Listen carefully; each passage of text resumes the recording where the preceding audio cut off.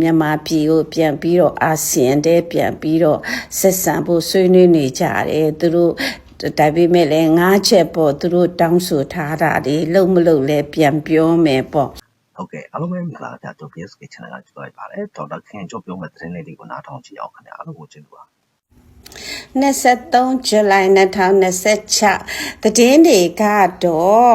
America ကနိုင်ငံခြားရေးဝန်ကြီး Marco Rubio က Philippines မှာအာဆီယံနိုင်ငံခြားရေးဝန်ကြီးတွေနဲ့လာတွေ့ပါတယ်ပြီးတော့ Quad ပေါ့ Quad ဆိုတာ Japan ရယ် Australia ရယ် India ရယ်နော် America ရယ်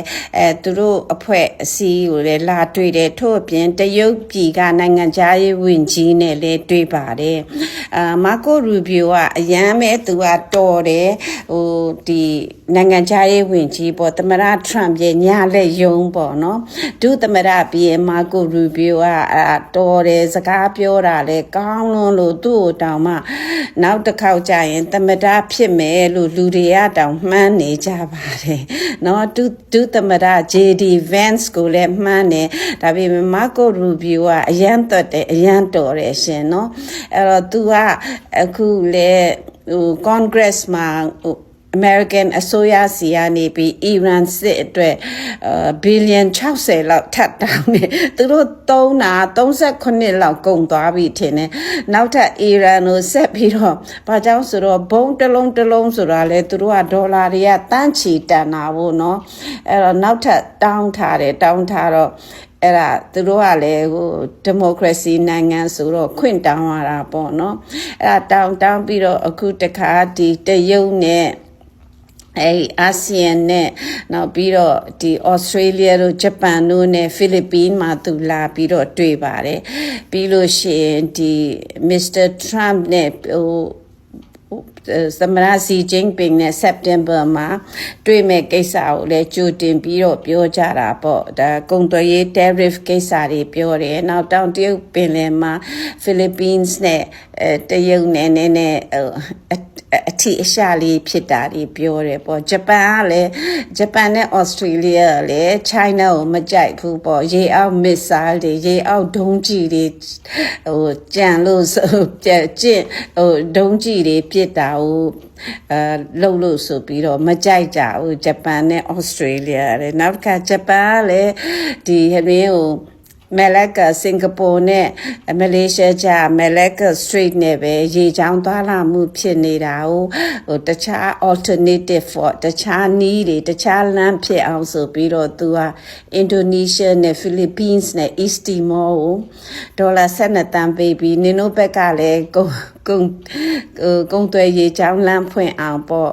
nautical survey တွေဘာတွေလုပ်ကြပါအောင်ဆိုပြီးတော့သူက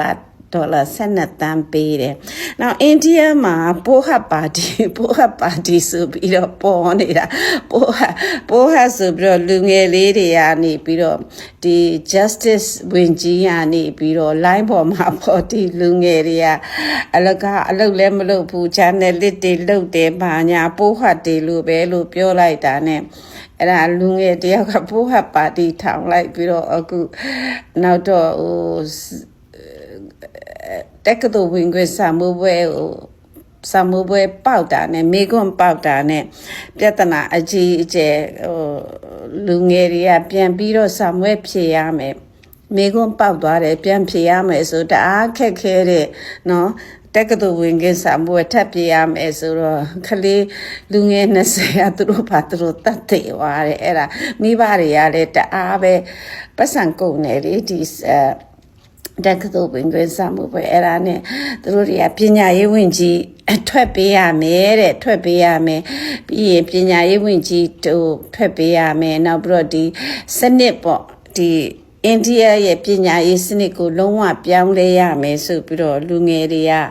အဲ့ဒါပြောနေတယ်အခုတော့အဒီဂယုံနေဖြစ်တော့အဒီဂယုံနေရတာပေါ့အမျက်ရည်ရုပ်ဘုံတို့ထုတ်တူဘာလို့နဲ့နေတော့အကြီးကျယ်ပဲမိုဒီရဲ့အိန္ဒိယမိုဒီရဲ့ပြဿနာပေါ့နော်ဒါပေမဲ့သူတို့ဘယ်လိုဖြေရှင်းမလဲတော့မသိပညာ ပညာရေးစနစ်ဘလို့ပြောင်းလဲပညာရေးဝင်ကြီးထွက်ရမလားဒါတော့မသိဘူးပေါ့အာဆီယံကတော့ဂျပန် NHK ကပြောတော့အာဆီယံတဲ့ဒီဟင်းရင်းနဲ့ပေါ့မြန်မာmilitary back government ပေါ့နော်ဒီမြန်မာအစိုးရနဲ့ပေါ့နော်စစ်တပ်နောက်ခံရှိတော့နော်မြန်မာအစိုးရစစ်တပ်နောက်ခံ military back government စစ်တပ်နောက်ခံရှိတဲ့မြန်မာအစိုးရနဲ့ပေါ့ပြန်လည်ပြီးတော့ဆက်ဆံဖို့အာဆီယံကစူးစမ်းတယ်ပေါ့စူးစမ်းနေပါတယ်တဲ့ NHK ဂျပန်သတင်းကတက်လာတယ်အဲ့တော့သူတို့ဆွေးနွေးနေကြတယ်ပေါ့မြန်မာပြည်ကိုပြန်ပြီးတော့အာဆီယံတဲ့ပြန်ပြီးတော့ဆက်ဆံဖို့ဆွေးနွေးနေကြတယ်သူတို့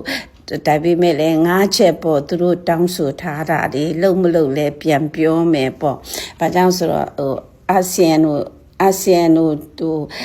ထဲမှာမြန်မာပြည်ကပါတယ်လေအာဆီယံတို့မြန်မာပြည်နဲ့မခေါ်ပဲထားလိုက်လို့ရှင်မြန်မာပြည်ကလုံးဝတရုတ်အောက်ပဲလုံးရောက်သွားမှာပဲလေအာဆီယံတဲ့ထက်တာတော့မှသူတို့တွေကဒီတရုတ်ပြည်ဘက်ကိုမြန်မာမပါသွားအောင်ပေါ့သူတို့တွေစဉ်းစားတာပေါ့ဒါပေမဲ့လည်းသူတို့ပြောတဲ့5 consensus ကိုလည်း9ချက်ကိုလည်းတောင်းမယ်ပေါ့လောလောဆယ်ချက်ချင်းတော့အပြည့်ခတ်ရက်စဲရေးပေါ့ပြည့်ခတ်ရက်စဲရေးပေါ့အဲ့တော့အားလုံးအဓိကတော့အပြည့်ခတ်ရက်စဲဟိုဘက်ကမြန်မာပြည်ကပြည်ထောင်စုမပြုတ်ကွဲပဲနဲ့ဟိုဘက်ဒီဘက်ကလည်းပြစ်ခတ်စရာမလိုတော့အောင်เนาะအားလုံးကလည်းစပွဲဝိုင်းမှာပဲဆွေးနွေးပြီးတော့နော် Federal မူနဲ့ချက်အုပ်ချုပ်ဖို့အဓိကပါပဲအာဆီယံနဲ့အဓိကကလုံးဝမြန်မာပြည်ကထာဝရငြိမ်းချမ်းရေးဖြစ်စေချင်ပါတယ်တဲ့ဒါမှအာဆီယံအတွက်လည်းမြန်မာပြည်ကအရေးကြီးသောနေရာဖြစ်တော့မြန်မာပြည်ကအာဆီယံနဲ့လည်းပါမယ်လုံးဝလည်းငြိမ်းချမ်းရေးရှိရမယ်အဲ့ဒီလမ်းကိုသူတို့သွားနေတယ်ပေါ့အာဆီယံအဲ့လိုပြောပါတယ်အဲ့တော့အားလုံးအောင်မြင်ပါစေလို့ဆုတောင်းပေးပါတယ်